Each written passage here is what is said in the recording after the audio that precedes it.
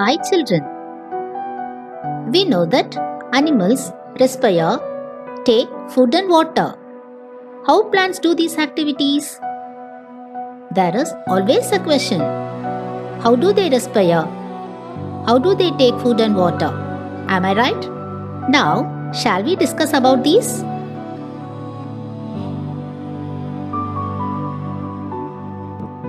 Flowering plants are classified as monocots and dicots. We already read about characters of dicot plant. Shall we recollect some of the characters of dicot plant? Vascular bundles in stem are arranged in a ring-like pattern.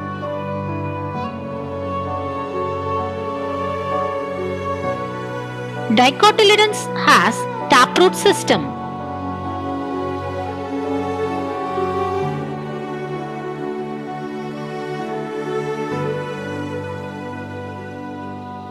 Leaf veins form a net pattern.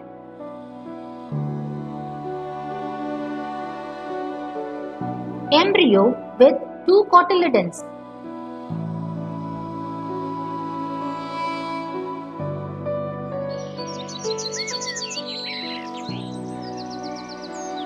Now we are going to discuss about dicot leaf. How the cells and tissues are arranged and their functions.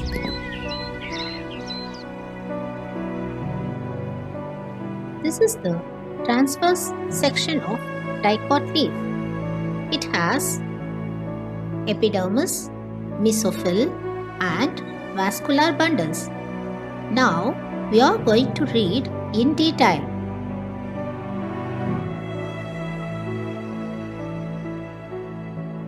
Upper epidermis and lower epidermis.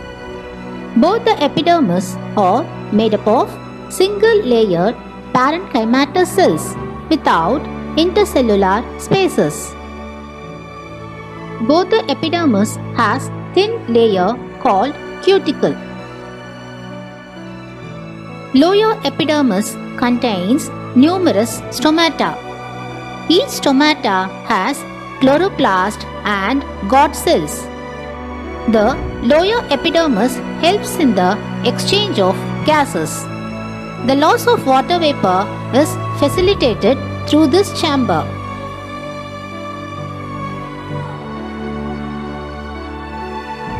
The tissue present in between the two epidermis is called mesophyll. Mesophyll is differentiated into palisade parenchyma and spongy parenchyma. Shall we discuss one by one in detail? Palisade parenchyma. It is found just below the upper epidermis. The cells are elongated and these cells contain chloroplast. The cells are compactly arranged and they do not have any intercellular spaces. These cells take part in photosynthesis. Spongy parenchyma. It is found below the palisade parenchyma.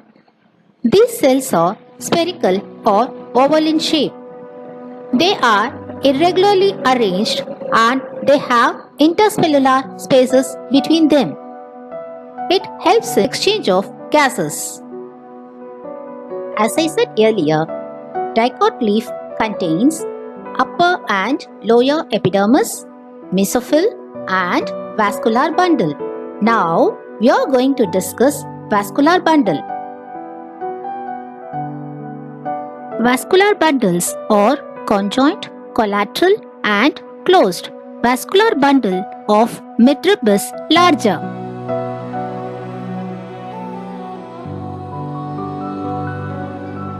Each vascular bundle is surrounded by a sheath of parenchymatous cells called bundle sheath.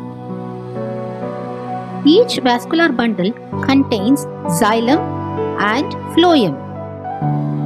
Xylem lying towards the upper epidermis and phloem lying towards the lower epidermis.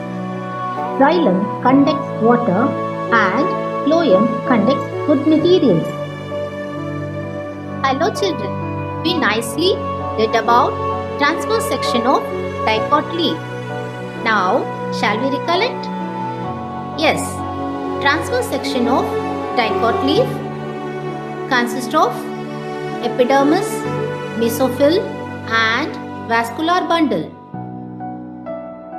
Both epidermis contains cuticle and numerous stomata are seen in lower epidermis.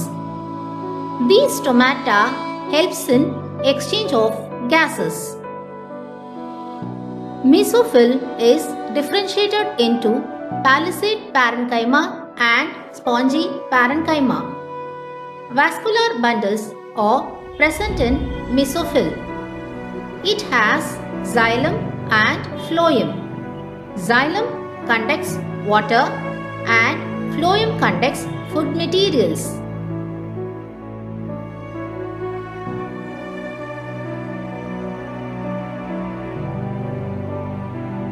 Transverse section of both monocot leaf and dicot leaf looks alike, but there are some differences.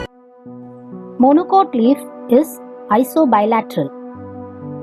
Its mesophyll is not differentiated into palisade parenchyma and spongy parenchyma. Dicot leaf is dorsiventral. Its mesophyll is differentiated into palisade parenchyma and spongy parenchyma.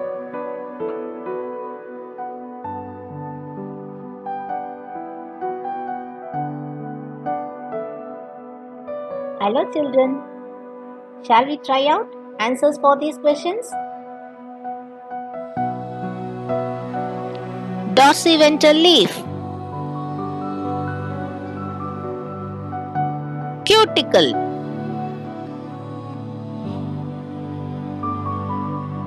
vascular bundles contains xylem and phloem.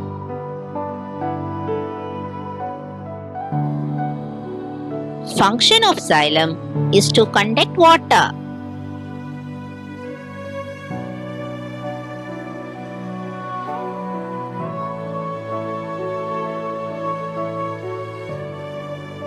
Function of phloem is to conduct food materials. In a dicot leaf, the palisade parenchyma take part in photosynthesis.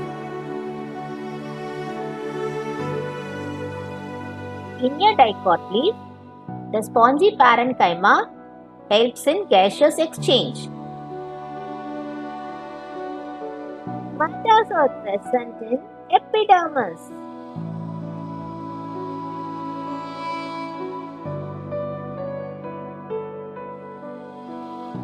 Shall we label the parts of dicot leaf? Cuticle, upper epidermis, palisade parenchyma.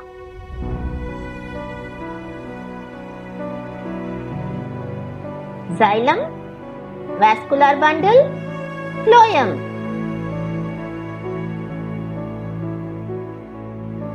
Spongy parenchyma, lower epidermis, stomata.